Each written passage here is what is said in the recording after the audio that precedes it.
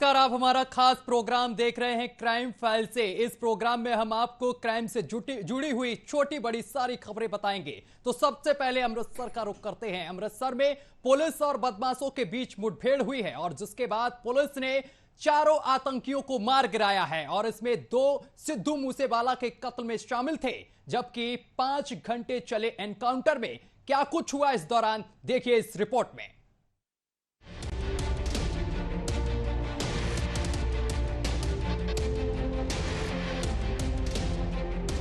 पाकिस्तान के अटारी सीमा पर पंजाब पुलिस के साथ मुठभेड़ में चारों गैंगस्टर मारे गए हैं। ये मुठभेड़ 5 घंटे तक चली है, जिसके बाद डीजीपी गौरव यादव ने कंफर्म किया कि मारे गए 2 गैंगस्टर्स का सिद्धू मूसेवाला की हत्या में हाथ था। इनमें से एक गैंगस्टर मन्नू वही है जिसने मूसेवाला पर AK-47 से पहली गोली दागी थी। जिस हवेली से बदमाश गोलियां चला रहे थे उस पर पुलिस ने कब्जा कर लिया था। हवेली से पुलिस को AK-47 बरामद हुई है।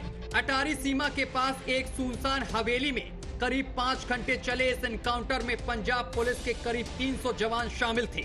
इस एनकाउंटर की कमान खुद डीजीपी गौरव यादव ने संभाल रखी थी। हवेली को चारों ओर से घेरते हुए जवान धीरे धीरे नजदीक आते गए और गैंगस्टर्स को मौके पर ही ढेर कर दिया। इस एनकाउंटर में 2 पुलिस अधिकारी और 1 कैमरामैन भी घायल हो गया था। बता दें कि पंजाब पुलिस की एंटी गैंगस्टर टास्क फोर्स 2 गैंगस्टरों जगरूप सिंह रूपा और मनप्रीत सिंह उर्फ मनु का पीछा कर रही थी। तभी अमृतसर से करीब 20 किलोमीटर दूर भनका गांव में मुठभेड़ शुरू हो गई थी। दोनों बदमाश जग्गू भगनपुरिया गिरोह से संबंधित थे। मूसेवाला हत्याकांड के लिए भगनपुरिया ने इन निशानेबाजों को लॉरेंस बिश्नोई को मुहैया कराया था। ये दोनों 52 दिन से पुलिस को चकमा दे रहे थे। अमृतसर के पास के गांव में 3 एम्बुलेंस पहुंची। पुलिस और सिद्धू मूसेवाला के 2 संदिग्ध हत्यारों के बीच मुठभेड़ हुई। मुठभेड़ के दौरान पुलिस ने लोगों से घर के अंदर रहने की अपील की। मुठभेड़ में एक प्रेस फोटोग्राफर और 2 पुलिसकर्मी घायल हुए हैं। मन्नू गुस्सा पर आरोप है कि उसने मूसेवाला पर AK-47 राइफल से पहली गोली चलाई थी। वो और जगरूप रूपा उन 3 संदिग्ध निशानेबाजों में शामिल था जो फरार था। उनमें से दीपक का अभी तक पता नहीं चल पाया है। पंजाब, दिल्ली और मुंबई की पुलिस ने इस हत्या के मामले कई अन्य लोगों को गिरफ्तार किया है। इसे कथित तौर पर कनाडा स्थित गोल्डी बरार ने जेल में बंद गैंगस्टर लॉरेंस बिश्नोई के साथ बताया था। सिद्धू मूसेवाला गायक, गीतकार और रैपर होने के अलावा कांग्रेस नेता भी थे। उनकी 29 मई को पंजाब के मानसा जिले में उनके गांव मूसा के पास गोली मारकर हत्या कर दी गई थी। उनकी हत्या के बाद ये मामला राजनीतिक मसला भी बन गया था और पंजाब की भगवंत मान सरकार को भी इसके चलते आलोचना का सामना करना पड़ रहा था। Bureau report, news watch India.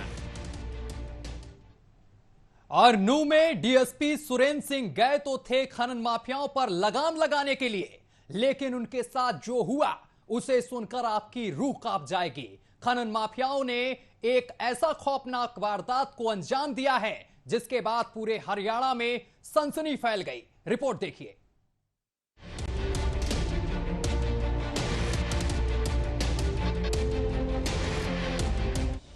Haryana के नूह में अवैध खनन की जांच कर रहे डीएसपी सुरेंद्र सिंह को एक ट्रक ने उस समय कुचल दिया जब उन्होंने ड्राइवर को रुकने का इशारा किया। इस हत्या के बाद चारों तरफ सनसनी फैल गई। घटना के बाद हरियाणा के गृह मंत्री ने सख्त कार्रवाई का निर्देश देते हुए कहा कि खनन माफियाओं को बख्शा नहीं जाएगा। बिल्कुल सख्त कार्रवाई करने के मैंने आदेश जारी कर दिए हैं, चाहे जितनी भी पुलिस लगानी पड़े, जितनी भी फोर्स बुलानी पड़े, आसपास के जिलों की बुलानी पड़े, हम पूरी कार्रवाई करेंगे और किसी को भी हम बख्शेंगे नहीं। साहब, इस तरीके के जो है पूरे प्रदेश में, यमुनानगर में भी जो है कई बार ऐसे मामले आए हैं। नहीं, बिल्कुल किसी को नहीं बख्शा जाएगा, सख्त से सख्त कार्रवाई की जाएगी। वहीं इस मामले में मौके पर मौजूद अधिकारियों ने बताया कि डीएसपी सुरेंद्र सिंह ने दस्तावेजों की जांच के लिए एक डंपर ट्रक को रुकने का इशारा किया था, लेकिन ड्राइवर ने रफ्तार बढ़ाते हुए उन्हें ट्रक से कुचल दिया। अधिकारियों के मुताबिक डीएसपी के ड्राइवर और सुरक्षाकर्मी ने सड़क के किनारे कूदकर अपनी जान बचाई, लेकिन सुरेंद्र सिंह ट्रक की चपेट में आ गए। उन्होंने बताया कि सुरेंद्र सिंह को फौरन पास के अस्पताल में ले जाया गया, जहां डॉक्टरों ने उन्हें मृत घोषित कर दिया। इस मामले को लेकर हरियाणा के सीएम मनोहर लाल खट्टर ने कहा कि डीएसपी सुरेंद्र सिंह को शहीद का दर्जा दिया जाएगा और उनके परिवार को 1 करोड़ की आर्थिक सहायता और परिवार के एक सदस्य को सरकारी नौकरी दी जाएगी। साथ साथ उन्होंने कहा कि डीएसपी सुरेंद्र सिंह की हत्या के मामले में कड़ी से कड़ी कार्रवाई की जाएगी और एक भी दोषी को बख्शा नहीं जाएगा। हम शहीद सुरेंद्र सिंह के परिवार को 1 करोड़ रुपए की राशि सब उसको सहायता के लिए देंगे और उसके परिवार से एक इस व्यक्ति को जो नौकरी है वो भी जरूर देंगे। इस अवसर पर उनको श्रद्धांजलि अर्पित करने के लिए मैं आपसे निवेदन करता हूँ कि सारे कार्यक्रम के अंत में हम 2 मिनट का मौन जरूर रखेंगे। इस सनसनीखेज हत्या के बाद विपक्षियों ने भी पलटवार शुरू कर दिया। कांग्रेस प्रवक्ता रणदीप सुरजेवाला ने दिन दहाड़े डीएसपी की हत्या की निंदा की। उन्होंने कहा कि हरियाणा माइनिंग माफिया का अड्डा है। सरकार और माइनिंग माफिया की साठगांठ, डीएसपी की हत्या की न्यायिक जांच हो। आम आदमी पार्टी ने भी मामले में सरकार को घेरा है। डॉक्टर साहब के माइनिंग माफिया यमुनानगर से लेकर नूह और मेवात तक सर चढ़कर हरियाणा के खजाने को लूट रहा है, हरियाणा के खनिजों को लूट रहा है। खट्टर सरकार आंख बंद करे क्यों बैठी है? इससे साफ है कि यहाँ दाल में काला नहीं, पूरी दाल काली है। हमारी मांग है कि नूह के अंदर जो एक दर्दनाक हत्या डीएसपी की हुई है उसकी न्यायिक जांच हो। हाई कोर्ट के सिटिंग मुख्य न्यायाधीश या न्यायाधीश से जो डीएसपी जिनकी हत्या की गई है, कत्ल का मुकदमा दर्ज कर सब दोषियों को फौरन गिरफ्तार किया जाए। नूह के पंचगांव के अंदर जिस तरीके से अवैध खनन माफियाओं ने एक डीएसपी सुरेंद्र सिंह बिश्नोई के ऊपर जिस तरीके से अटैक करके उनको मौत के घाट उतार दिया, उनकी शहादत ले ली, ये इस बात को दर्शाता कि आज हरियाणा के अंदर माफिया किस तरीके से हावी है। चाहे वो खनन माफिया हो, चाहे वो भूमि माफिया हो, चाहे वो नशा और लिकर माफिया हो, या किसी भी हम उसमें देखें, आज पूरी तरीके से हरियाणा के अंदर जंगल राज है, अपराध और अपराधियों का बोलबाला है और सरकार इसको नियंत्रित करने में पूरी तरीके से विफल रही है। पिछले 8 वर्षों के अंदर लाखों करोड़ रुपए के इस तरीके से अवैध माइनिंग के माध्यम से वो घोटाले और भ्रष्टाचार हुए हैं। इस पूरे मामले में पुलिस की ओर से जारी बयान के मुताबिक एक आरोपी को गिरफ्तार किया गया है। इस दौरान पुलिस और बदमाशों के बीच मुठभेड़ भी हुई। फिलहाल मामले में जांच जारी है। Bureau report, news watch India. और क्राइम फाइल से अब हम आपको अगली खबर बताने जा रहे हैं, जिसे सुनकर आपकी रूह कांप जाएगी। हरियाणा के नूह में डीएसपी की मौत के बाद अब रांची में महिला एसआई की कुचलकर हत्या कर दी गई, जिसके बाद सियासत भी अपने जोरों पर है। रिपोर्ट देखिए।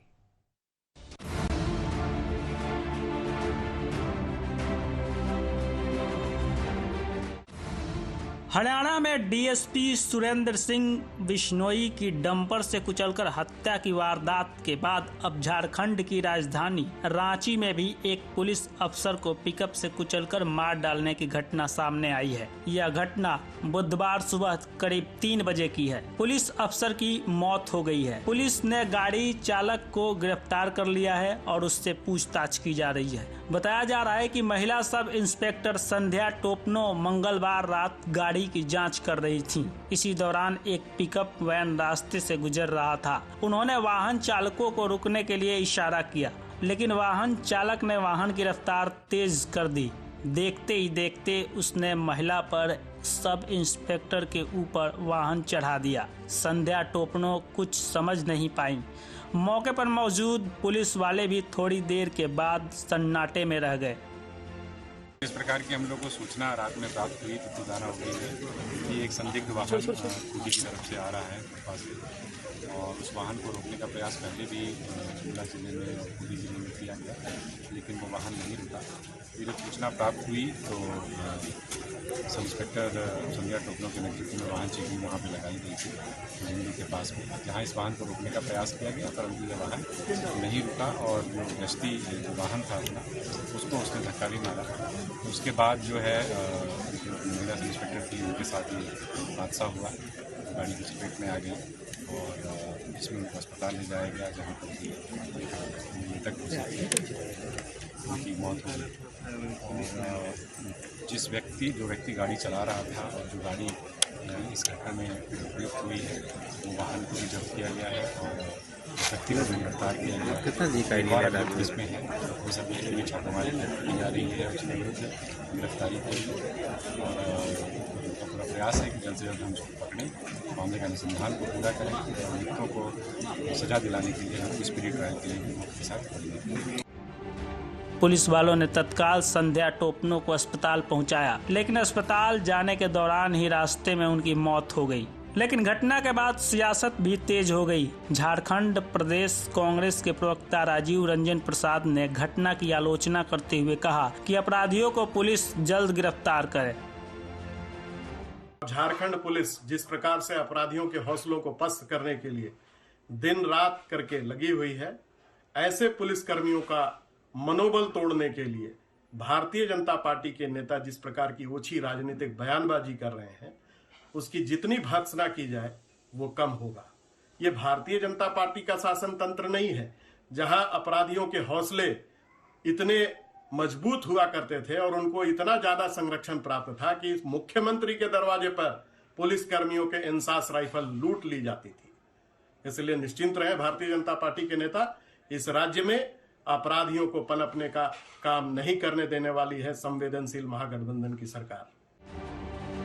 झारखंड सरकार के पूर्व कैबिनेट मंत्री और चंदन कियारी के बीजेपी विधायक अमन कुमार बाउरी ने ट्वीट करते हुए कहा कि खबर सुनकर स्तब्ध हूं। राज्य में गौ तस्करों के बढ़े मनोबल के परिणाम स्वरूप आज झारखंड ने एक होनहार बेटी संध्या टोपनो को खो दिया है। झारखंड सरकार और प्रशासन से आग्रह है कि इस संवेदनशील मामले पर लीपापोती किए बिना दोषियों को अविलंब चिन्हित कर गिरफ्तार किया जाए और फास्ट ट्रैक कोर्ट के माध्यम से जितनी जल्दी हो सके सजा सुनाई जाए। लेकिन सवाल उठता है कि लगातार ऐसी हो रही घटनाओं से समाज में अपराधियों को लेकर एक भय व्याप्त होता जा रहा है। सरकार ऐसे लोगों पर कार्रवाई कर रही है, लेकिन उसका असर धरातल पर नहीं दिखाई देता और सियासत अपने ही रंग में नजर आती है।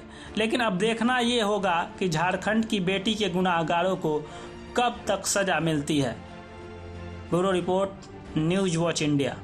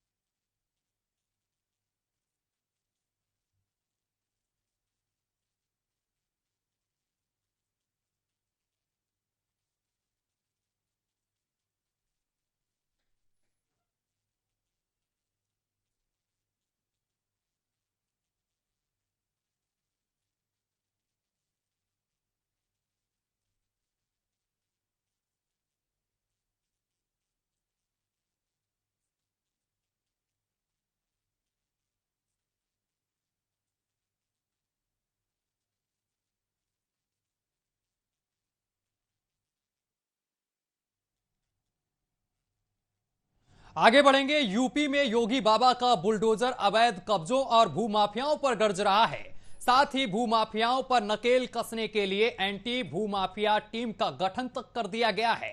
लेकिन बुंदेलखंड के महोबा में भूमाफियाओं का बोलबाला इतना है कि एक किसान की जमीन पर कब्जा कर लिया गया है, जिसके बाद पीड़ित अधिकारियों की चौखट के चक्कर लगा रहा है और न्याय की गुहार लगा रहा है। रिपोर्ट देखिए।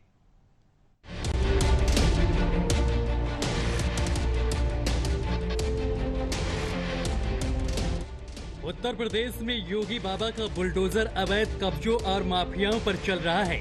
साथ ही भूमाफियाओं पर नकेल कसने के लिए एंटी भूमाफिया टीमों का गठन किया गया है। लेकिन बुंदेलखंड के महोबा में भूमाफिया गरीबों की जमीन कब्जाने में जुटे हैं। बता दें, करवई थाना क्षेत्र में किसान ने अपनी जमीन का एक हिस्सा बेचा था, जिसके बाद दबंगों ने किसान की पूरी जमीन पर कब्जा कर लिया। किसान का आरोप है कि उसने अपनी जमीन का एक टुकड़ा बेचा था, जिसका पैसा 18 महीने में देने के लिए एग्रीमेंट हुआ था। लेकिन दबंगों ने किसान को 2 साल बीत जाने के बावजूद भी उसकी धनराशि नहीं लौटाई है। साथ ही उसकी बाकी की जमीन पर भी भूमाफियाओं ने जबरन कब्जा कर लिया है। उस जमीन पर बने मंदिर को भी भूमाफिया बेच रहे हैं, जिसके बाद किसान और उसका बेटा अधिकारियों की चौखट पर पहुंचकर न्याय की गुहार लगा रहा है। मामला ये है कि हमने 575 नंबर का जमीन अपने बेची हुई थी और जो हमने 2019 में इसको दी थी महोबा के इब्राहिम समीम को एग्रीमेंट किया हुआ था 1.5 साल के लिए, 1 साल 6 महीने के लिए, जो उनका कभी भी 2021 में ख़त्म हो चुका था। उसके बावजूद भी हम अपने पैसे के लिए गए मांगने, तो पैसा भी नहीं उन्होंने दिया और जान से मारने धमकी दे रहे हैं। और साथ में उन्होंने मंदिर और आश्रम की ज़मीन में भी कब्जा कर रखा है। पुलिस प्रशासन ने 1-2 बार कहा भी है, उनको बुलाया भी है और हमें भी बुलाया गया। वो आपसे करें कि आपसे अपना समझौता कर लो, जो भी वहाँ लेन देन हो अपना निपटा लो। मामला ये है कि पहले मेरी मंदिर वाली ज़मीन निकले, जो मैंने बेची नहीं है 574 में, जब मेरी मंदिर की है अब 575 उनको दी है मैंने। पहले मंदिर वाली ज़मीन मेरा निपटे। अच्छा, क्या कह रहे हैं आप? वो कह रहे हैं कि अब अभी नहीं भग जाओ से आज 1 साल तक बाकी रहे। इनका एग्रीमेंट 19 में हुआ था, 21 में ख़त्म हो गया। 1 साल 4 महीने ज़्यादा हो गए। इसके बाद ये है कि वो कहीं पैसे मांगने जाओ तो कहते जाओ, अभी नहीं, भग जाओ, नहीं साल ज़्यादा करोगे तो जान से मरवा देंगे। पुलिस और प्रशासन में शिकायत करी तो क्या कह रहे हैं? वो कहते हैं कि पहले दिन कहा कि ठीक है, दूसरे दिन कहा कि ठीक है, तो तीसरे दिन कहा कि आप लोग समझौता कर लीजिए, बस इतनी बात हुई है। वही मामले की शिकायत को लेकर पीड़ित पिता पुत्र ने जिलाधिकारी से न्याय की गुहार लगाई है। वहीं जिलाधिकारी ने कार्रवाई करने की बात कही है। आज ये शिकायत आई है, इस शिकायत के लिए हमने एसडीएम साहब को मामला को लिखा है कि इसको देखें और देख के इससे भी इस संबंध में न्यायिक कार्रवाई की जा सके और उसको मंदिर के संबंध में मैंने निर्देशित कर दिया कि तत्काल न्याय दंडाधिकारी स्तर के अधिकारी जाकर जांच करें, उसकी रिपोर्ट। अब देखना होगा कि पीड़ित किसान को कब न्याय मिलेगा और भूमाफिया पर क्या कार्रवाई प्रशासन की तरफ से देखने को मिलेगी। Bureau report, news watch India. और उधर बदायूं में एक युवक ने हिंदू देवी देवताओं पर अभद्र टिप्पणी करते हुए एक पोस्ट जारी किया है, जिसके बाद युवक का पोस्ट सोशल मीडिया पर तेजी से वायरल हुआ और वायरल होते ही हिंदू संगठन के लोग थाने पहुंच गए और कार्रवाई करने की मांग करने लगे। लेकिन अभी तक आरोपी के खिलाफ कोई कार्रवाई नहीं हो पाई है। आखिर क्या है ये पूरा मामला, इस रिपोर्ट से समझिए।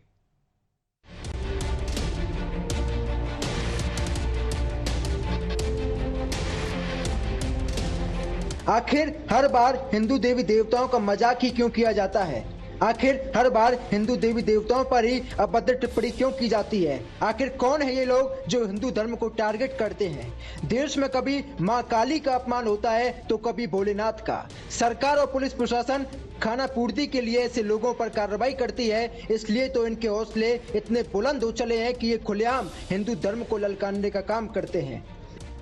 खुलेआम हिंदू देवी देवताओं को गाली देते हैं, अपमान करते हैं। देवी देवताओं के अपमान का मामला सामने आया है यूपी के बदायूं से, जहां पर सतबीर नाम के एक युवक ने सोशल मीडिया पर हिंदू देवी देवताओं का अपमान किया है। सतबीर ने फेसबुक पर पोस्ट करते हुए मां काली का अपमान किया है और साथ ही उसने यहां पर आपत्तिजनक टिप्पणी भी की है। आरोपी सतबीर ने कांवड़ियों का मजाक भी उड़ाया है। सतबीर ने हिंदू देवी देवताओं पर टिप्पणी करते हुए ऐसे शब्दों का इस्तेमाल किया जो हम आपको दिखा और बता भी नहीं सकते हैं।